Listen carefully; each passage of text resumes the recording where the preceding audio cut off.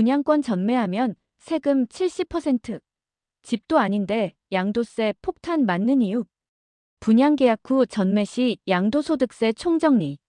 아파트 분양계약을 체결한 뒤 입주 전에 분양권 상태로 되파는 경우 집도 아닌데 세금을 내야 하나요? 라는 질문을 정말 많이 받습니다. 결론부터 말씀드리면 분양권 전매는 양도소득세 중과 대상입니다. 오늘 영상에서는 분양권 전매가 왜 과세되는지, 왜 세율이 60% 70%까지 나오는지를 쉽게 정리해드립니다. 1. 분양권도 양도소득세 과세 대상입니다. 분양권은 아직 주택은 아니지만 세법상 부동산에 관한 권리로 봅니다. 아파트가 아직 완공되지 않았어도, 등기가 없어도, 입주 전 상태라도 프리미엄을 받고 전매하면 양도소득세 발생합니다. 분양권은 세금 측면에서는 자산입니다. 이 일반 주택과 분양권의 차이. 일반 주택과는 달리 분양권은 1세대 1주택 비과세가 불가, 보유거주 요건 없음. 장기 보유 특별공제 적용 안 됨.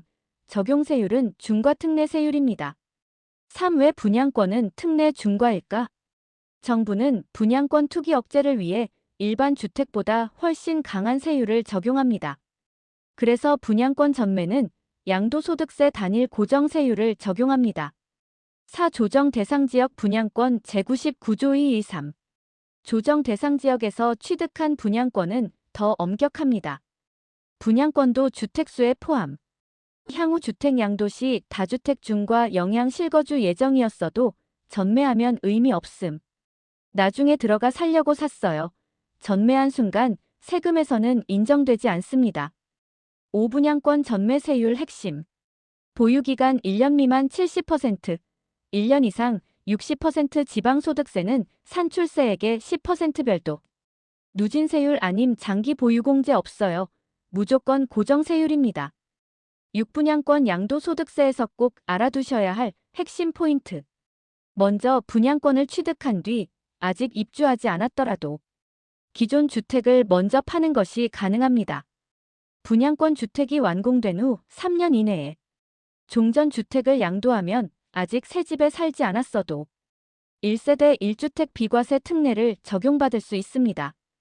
다만 여기서 정말 중요한 조건이 있습니다. 이후 3년 안에 입주하고 1년 이상 거주해야 합니다. 이 요건을 못 지키면 처음에 받았던 비과세가 소급 취소되고 2개월 이내에 양도소득세를 다시 신고 납부해야 합니다. 그래서 지금은 비과세지만 나중에 요건 못 맞추면 세금이 다시 나올 수 있어요. 조합원입 주권은 재건축 재개발에서 기존 주택 소유자가 새 아파트를 분양받을 수 있는 권리입니다. 세법상 주택이 아니라 부동산에 관한 권리로 분류됩니다. 조합원입 주권의 비과세 판단 기준은 관리처분인가 시점이 아니라 양도하는 날, 즉 현재의 법령 기준입니다. 그래서 그때는 비과세였어요 라는 말은 통하지 않고 법이 바뀐 후 양도하면 새 기준으로 다시 판단합니다. 또 하나 많이 헷갈리는 부분이 대체주택과 분양권의 관계입니다. 재건축 재개발로 기존 집을 철거하면서 임시로 취득한 주택을 대체주택이라고 하는데요. 대체주택은 요건을 충족하면 비과세가 가능하지만 대체주택 특례와 분양권 특례는 중첩 적용이 불가능합니다.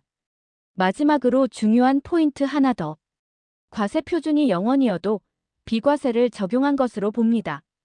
예를 들어 양도 차익이 200만 원이고 기본 공제가 250만 원이라서 세금이 0원이 나와도 이 경우는 1세대 1주택 비과세를 이미 한 번 사용한 것으로 처리됩니다.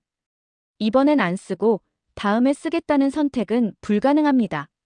정리하면 세금이 안 나왔다고 해서 비과세를 안 쓴 게 아닙니다.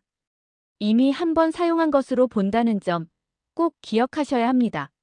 7. 분양권 전매 시 가장 많이 하는 실수. 업다운 계약서 작성 비과세 감면 전부 배제, 가산세 조사 가능. 가족 제3자 계좌로 대금 수령 양도대금 불인정 판례 다수. 다음 집 비과세는 괜찮다는 착각 분양권 전매 이력, 향후 비과세 판단의 영향. 마무리 한 줄 정리. 분양권은 수익은 빠르지만 세금은 가장 무거운 자산입니다. 전매 전에는 반드시 보유기간 적용세율 주택 수비과세 영향을 함께 검토하셔야 합니다. 지금까지 둔산더 샵안행 부동산 하정자였습니다.